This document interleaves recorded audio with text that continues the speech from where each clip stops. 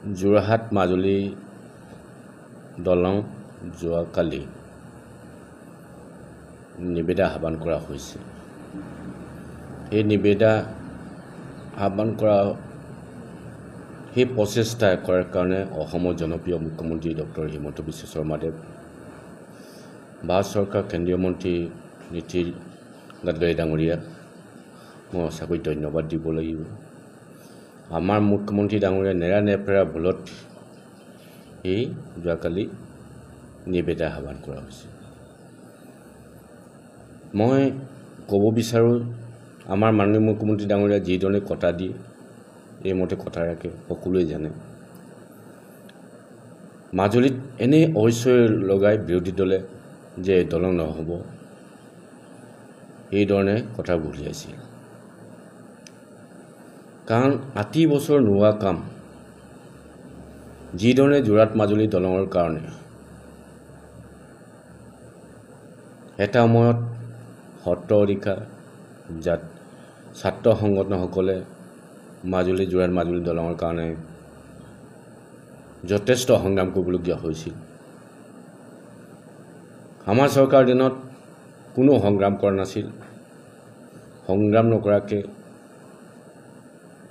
প্ৰাক্তন মুখ্যমন্ত্ৰী সৰ্বানন্দ সোণোৱালদেৱে আৰু অসমৰ জনপ্ৰিয় মুখ্যমন্ত্ৰী ডক্টৰ হিমন্ত বিশ্ব শৰ্মাৰ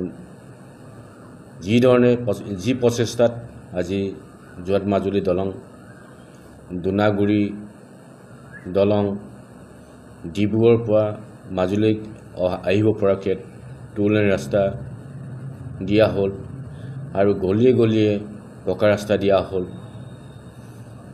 ইউনিভাৰ্চিটি দিয়া হ'ল, মাজুলীত ডিষ্ট্ৰিক্ট দিয়াৰ লগতে যিমান জিলা অফিচ লাগে সেই জিলা অফিচবোৰ দিয়া হ'ল। আজি এইবোৰ পাব পৰা সক্ষম হৈছে অসমৰ জনপ্ৰিয় মুখ্যমন্ত্ৰী ডক্টৰ হিমন্ত বিশ্ব শৰ্মাৰ আশীৰ্বাদত। মই ভাবোঁ আৰু যি সৰু সুৰা কাম আছে সেই কামবোৰো মাননীয় মুখ্যমন্ত্ৰী ডাঙৰীয়াই সম্পূৰ্ণ কৰিব। সেয়ে আজি আপোনালোকে নিজে দেখিছে যিধৰণে অসমৰ জনপ্ৰিয় মুখ্যমন্ত্ৰী ডাঙৰীয়াই কাম কৰিছে। এই কাম কৰাৰ কাৰণে আজি আমি পঞ্চায়তত জিলা পৰিষদ 4টা আছিল, 4টাই আমি পাবলৈ সক্ষম হ'ল। আঞ্চলিক পঞ্চায়ত 20টা আছিল, পাবলৈ সক্ষম হ'লোঁ। ৱাৰ্ড মেম্বাৰ যিমান আছিলে ৱাৰ্ড মেম্বাৰ পাবলৈ সক্ষম হ'লোঁ। এইধৰণে আমাৰ চৰকাৰ অসমৰ জনপ্ৰিয় মুখ্যমন্ত্ৰী ডাঙৰীয়া